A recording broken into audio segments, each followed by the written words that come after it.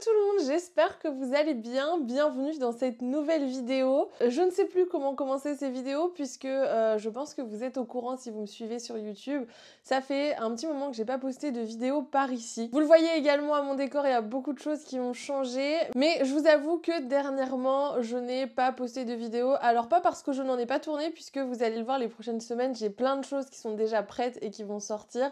Plus que j'ai été emportée par le tourbillon de la nouvelle maison, le déménagement et quelques soucis personnels qui ont fait que du coup j'ai pas forcément eu le temps de venir vous faire un petit coucou par ici. Mais maintenant ça va mieux, vous le voyez derrière moi j'ai un décor qui ressemble à peu près à quelque chose. D'ailleurs je vous ai préparé des vidéos scrap room qui arriveront puisque j'ai filmé tout le processus depuis qu'on est arrivé dans la maison pour vous montrer un petit peu la pièce, comment je l'ai agencée, quel meuble j'ai choisi, etc. Donc ça arrivera dans les prochaines semaines également. Mais j'avais pas envie de revenir sur YouTube en vous mettant une vidéo que j'ai filmée de ça il y a 2 mois et qui n'a pas de contexte de retour. Donc je me suis dit que ça pouvait être sympa de vous filmer une vidéo en direct. On est aujourd'hui à, je crois, 2 jours de la sortie de cette vidéo. Donc au moins, vous avez une mise en contexte avant que je vous rebascule vers l'arrière et que vous retrouviez des vidéos sur justement la fin des travaux dans la maison, l'aménagement de la scrap room et des créas de scrap. Au moins, on se sera vu en temps réel avant que je vous mette les vidéos que j'ai filmées pendant ma petite pause. Aujourd'hui, je vous retrouve pour un haul. J'ai fait pas mal d'achats pendant cette période où je n'ai pas publié de vidéo. Donc je me suis dit que ça pouvait être sympa de vous montrer. Il y a des choses que j'ai déjà utilisées. Donc vous allez voir qu'il y a par exemple des tampons qui ont déjà été utilisés, etc. Mais aujourd'hui, je voulais vous présenter mes achats que j'ai fait au salon à Paris lorsque j'animais des ateliers. En fait, ce salon est tombé pile au moment où j'ai emménagé. J'avais même pas vidé mes cartons que j'étais déjà repartie sur le salon. Et du coup, j'ai pas forcément encore beaucoup profité de ces achats, donc je me suis dit que le fait de vous les montrer, après j'allais pouvoir tout déballer et commencer à m'en servir. Et il y a des petites collections que j'ai très envie d'utiliser, donc je me suis dit que j'allais vous montrer tout ça. Autre petit changement, autre que justement le décor qui a changé, j'ai aussi changé de système pour filmer mes vidéos. Donc maintenant je filme avec un système de 2 caméras. Vous me direz si vous trouvez ça mieux ou non, mais vous allez voir pendant ce haul, vous avez ma tête et vous avez aussi une caméra qui filme en fait ce que j'ai dans mes mains, etc. Donc je me suis dit que ça pouvait être plus sympa et comme vous étiez plusieurs à m'avoir dit pendant les hauls que vous aimeriez voir d'un peu plus près les articles, je pense que ça va vous plaire. Sur ce, n'hésitez pas à me laisser un petit commentaire si vous êtes contente de ce retour, à mettre un petit like à la vidéo. Et c'est parti, je commence à vous présenter les petites choses que j'ai trouvées sur le salon. Alors j'ai trié mes différents achats par marque.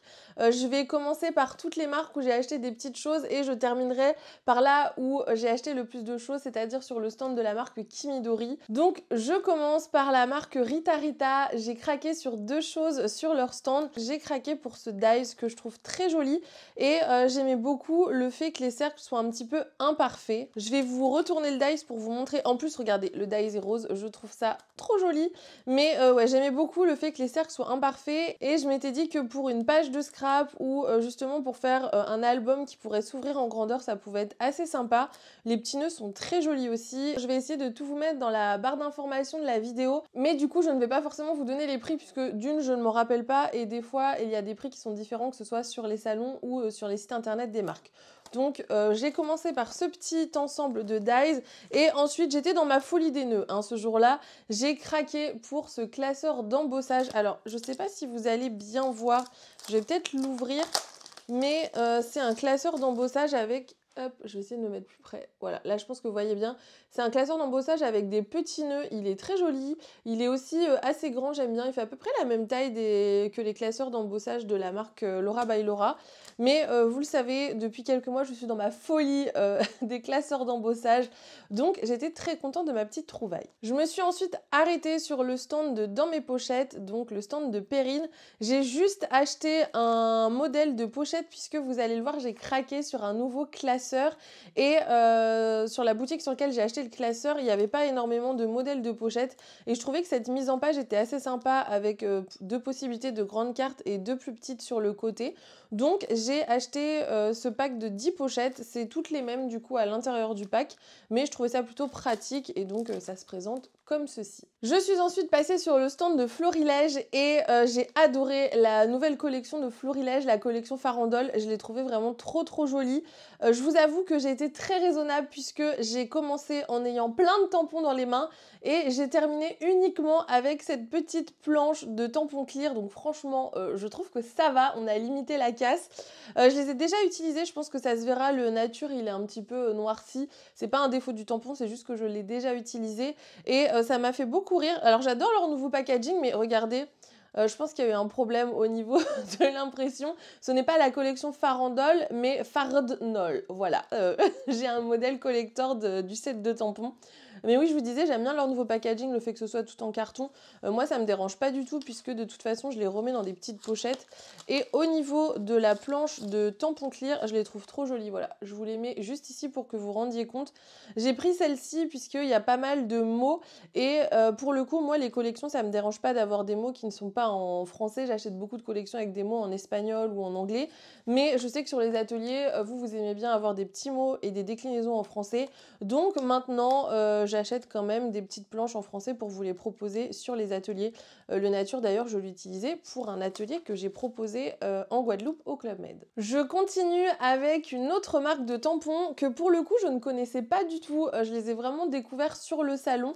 D'ailleurs, si jamais ils passent par là, je leur fais un petit coucou. Ils étaient vraiment adorables. On a pas mal discuté sur le salon. Et en plus, sur les 4 planches que j'ai prises, ils m'en ont offertes 3. Donc voilà, j'ai trouvé le geste vraiment adorable. Vous allez voir, c'est pareil, il y a des petits tampons que j'ai déjà utilisés, encore une fois, parce que je n'ai pas réussi à attendre et je voulais tester un petit peu la qualité de leurs tampons vu que je ne connaissais pas. Et franchement, je suis très contente du résultat. J'ai pris des planches avec des petites phrases en français, surtout pour les ateliers, mais ça peut être sympa aussi pour du Project Life. Donc j'avais choisi cette planche-ci. J'aimais beaucoup les 2 typos choisis et le fait d'avoir des petits mots sous forme d'étiquette comme ça, je trouvais ça très sympa. Donc je pense que vous verrez bien. Là, je suis restée totalement dans ma zone de confort, mais vous savez que j'adore les feuillages, donc j'ai vraiment craqué sur ce modèle-ci. Et ensuite, j'ai craqué sur 2 modèles qui, je trouve, vont plutôt ensemble. Je les trouvais très jolis. Là, je vous avoue, j'ai totalement craqué sur les 2 papillons que je trouve incroyables. Et là, je sais pas, il y avait un petit air magique que je trouvais très joli. J'adore les postures des mains. Je me dis qu'on peut essayer de les mettre aussi autour d'une photo. Ça peut être super sympa. Donc voilà pour mes petites trouvailles sur la marque Love in the Moon. Et du coup, je sais pas si vous connaissez cette marque, n'hésitez pas à me le dire, mais pour ma part, c'était vraiment une découverte et je suis plutôt contente de mes petites trouvailles. Je continue avec la marque SDN Art, qui est une marque espagnole que j'avais découvert pareil sur les salons à Barcelone et j'étais très contente de les voir sur le salon de Paris. SDN Art, c'est la marque qui organise les salons à Barcelone et à Madrid, les Feria Scrap. Et du coup, ils étaient présents cette fois-ci à Paris et c'est une marque qui est spécialisée dans le papier. Ils ont des magnifiques papiers avec de super textures. Et moi, j'ai recraqué pour un papier que j'avais déjà acheté chez eux à Barcelone, qui est un papier qu'ils appellent couleur bronze mystico. Mais je vais vous montrer, en fait, c'est un papier qui est une petite couleur dorée et que je trouve très sympa pour notamment faire des découpes de mots. Je trouve que le papier s'y prête très bien et le rendu est très lumineux. Donc c'est du papier 300 grammes, c'est vendu sous forme de 5 feuilles. Je ne saurais plus vous dire combien je les ai payés. Et alors, je ne sais pas si on se rendra compte, je vais regarder ce que ça donne, mais oui, je pense que vous voyez, le papier prend hyper bien la lumière. C'est un super papier de très bonne qualité. Au niveau des découpes, il est teinté dans la masse. Vous voyez, en fait, on n'a pas un liseré blanc sur le côté. Donc, ça permet, quand vous faites des découpes, d'avoir vraiment même le contour qui est doré. Donc, ouais, je trouve que leurs papiers sont vraiment top. Pour l'instant, je suis restée sur du doré. J'ai racheté ce que je connaissais. Mais il y a moyen que je repasse une commande. Je voudrais voir s'ils n'ont pas aussi des versions argentées de cette qualité-ci de papier, mais je les trouve très très bien et je suis très contente d'en avoir racheté et d'en avoir de nouveau dans mon stock puisque même si je les utilise par parcimonie, ça part très vite. On va maintenant passer à mon plus gros craquage qui était un craquage sur le stand de Kimidori. Bon, j'avoue qu'il n'y avait pas trop de suspense, vous commencez à me connaître, vous savez que moi les marques espagnoles c'est vraiment mon truc et j'avoue, le premier jour j'ai fait un petit tour, j'ai fait quelques achats du repérage et en fait j'y suis retournée tous les jours et je crois que j'y suis allée 3 fois en tout et j'ai vraiment trouvé des pépites et je suis trop contente de mes trouvailles. Vous allez voir, il n'y a rien de raisonnable dans ce que je vais vous montrer, mais je suis fan de tout ce que j'ai acheté et même là, quelques mois après, de les avoir ressortis pour les re-regarder pour vous faire ce haul, je suis toujours autant fan. Première chose sur laquelle j'ai craqué, c'est cette règle rose. Vous savez, c'est les règles en T. pour faire les angles droits. Alors ça, c'est clairement un caprice, puisque j'ai la même que j'avais eue chez Craftelier, je crois, si je dis pas de bêtises, couleur bleu un peu menthe, mais je vous avoue que quand je l'ai vue en rose, j'ai pas réussi à résister, donc je suis repartie avec. Elle est restée dans son emballage depuis que je l'ai achetée. Je n'attendais qu'une chose, c'est de la déballer pour la ranger dans mon matériel. Donc je sais pas si vous connaissez ce style de règles, c'est des règles que moi j'utilisais plutôt quand j'étais en mana, mais c'est des règles qui vous permettent de faire des angles droits, et du coup pour tout ce qui est découpe de cartonnettes ou pour faire des couvertures d'albums, c'est très pratique. Donc voilà, petit caprice, mais très contente d'en avoir une version rose assortie à la scrap room. Deuxième chose sur laquelle j'ai craqué, ce n'est pas de la marque Kimidori cette fois-ci, c'est de la marque Laura by Laura, mais je l'ai acheté sur le stand de Kimidori. C'est un dies de la dernière collection de Laura by Laura qui était sortie. En fait, la collection, je crois, est sortie pile au moment du salon. C'est une collection qui est sur les thèmes un peu mariage, communion. Pour le coup, j'ai pas d'album à faire sur ces thèmes-ci pour l'instant, mais j'ai craqué sur ce dies feuillage que je trouvais vraiment très joli. C'est un dies qui va venir vous découper en fait juste les motifs des feuilles. Donc là, c'est en petit pointillé. Donc les feuilles, elles vont pas venir se décrocher, ça va vraiment vous faire comme un fond de page. Et sur un papier blanc, par exemple, c'est quelque chose qui rend vraiment très très bien. Donc voilà, j'ai craqué pour ce dies aussi, qui est quand même assez grand. Hein. Si vous comparez avec la taille de ma main, on est quand même sur une grande taille. Donc il y a de quoi faire des pages entières, même pour des mini-albums. Très contente de mon petit achat, et vous noterez que j'étais très raisonnable puisque c'est le seul article, je crois que c'est le seul article que j'ai acheté chez Laura by Laura. Donc franchement, c'est plutôt pas mal, je trouve. Ensuite, toujours chez Kimidori, j'ai craqué pour cette collection. Vous allez voir, j'ai acheté pas mal de choses de la marque Mintopia. Mintopia, c'est la marque de Kimidori. En fait, ils proposent des collections de scrap. Et j'avais vu passer cette collection qui est la collection Main Street, donc une collection un petit peu thématisée Disneyland, parc d'attractions. Et j'avais très envie de craquer sur cette collection. Sauf que le souci, c'est que je me suis réveillée un petit peu à la dernière minute, donc il ne restait plus que les papiers et les tampons. Mais ma copine Delphine m'a dit qu'ils allaient ressortir des éléments de cette collection-ci, je crois cet été, si je dis pas de bêtises, ou à la rentrée, je sais plus. Donc il y a moyen que je recraque sur les nouveaux articles de cette collection. Donc j'ai pris le bloc de papier 30-30, dedans il y a 24 papiers, donc c'est des papiers uniquement recto. Je vous montre un petit peu les papiers rapidement.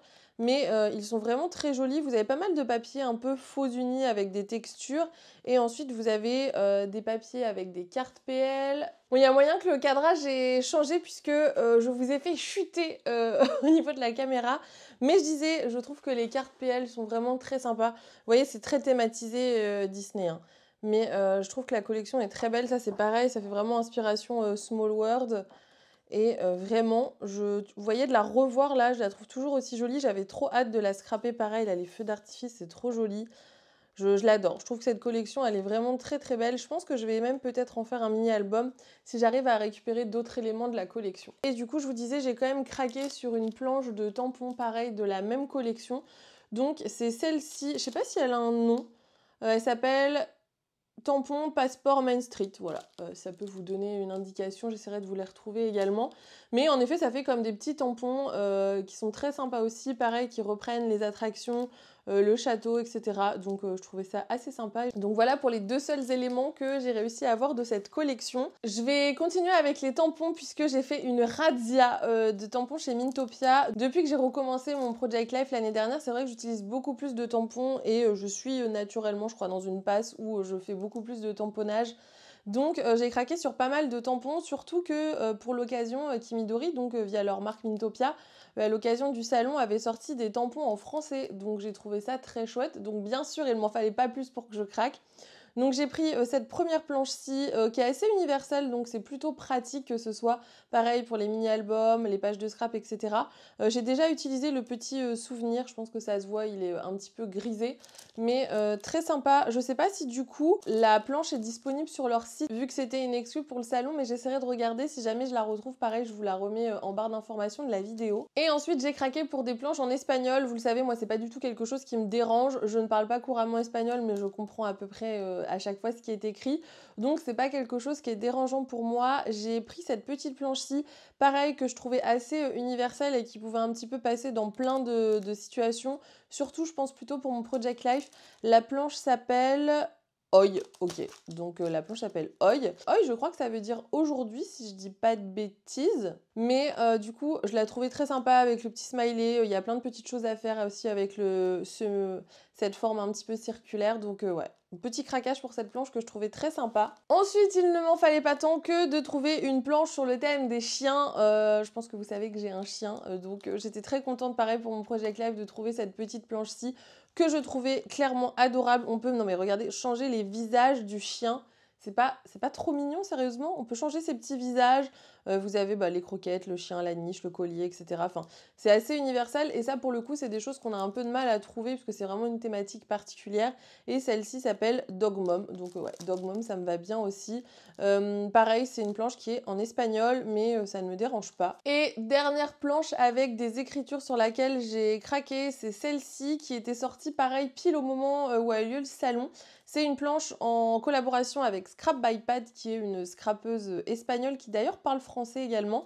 Et c'est une planche sur le printemps et je la trouvais trop jolie. En fait, j'aimais beaucoup le fait qu'on puisse combiner les petites fleurs en choisissant différentes pétales, différentes couleurs, etc. Je trouvais qu'on pouvait faire plein de choses. Il y a plein de petites phrases aussi qui sont très sympas thématisées sur le printemps. Et dernier tampon sur lesquels j'ai craqué, de la marque Kimidori cette fois-ci. C'est pas Mintopia, c'est vraiment la gamme Kimidori Color, donc plutôt associée au kit qu'ils proposent. C'est celle-ci, je l'ai trouvée trop sympa. C'est des petites taches, style un peu taches de peinture. Et ça, je me suis dit pareil, ça pouvait servir dans plein de choses, que ce soit pour faire des nuanciers ou pour une page de scrap, du Project Life, etc. Donc, elle est partie avec moi. Je vous l'avais dit, j'ai craqué sur un album, mais en même temps, est-ce qu'il est pas trop beau? Voilà, je suis toujours autant fan. Je l'ai pas débuté puisque pour l'instant, j'avais déjà un album de Project Life pour 2025, mais il y a moyen que du coup, en 2026, je change de format et que je passe à un format plus grand. Je sais pas si ça va me plaire, je verrai bien. Mais je pouvais pas repartir sans, il était trop mignon, il est rose avec des petits cœurs, donc pareil, c'est la marque Kimidori. Et à l'intérieur, il se présente comme ceci, donc il y a 4 anneaux, ils sont assez gros, et ce que j'aime, c'est que vous voyez, c'est des anneaux qui sont, alors je sais pas si ça se verra, peut-être que je vous montre comme ça, c'est des anneaux, vous voyez, qui sont plats de ce côté-ci, donc qui font que toutes vos pages restent bien alignées. C'est un détail, mais franchement, je trouve ça esthétiquement beaucoup plus sympa. Et donc voilà, il coûtait pas très cher. J'essaierai de vous retrouver le lien pareil, mais très contente de ma nouvelle acquisition. Pour aller avec le classeur, comme c'est pas un format que j'ai l'habitude d'utiliser, j'ai acheté des pochettes en 9 par 12.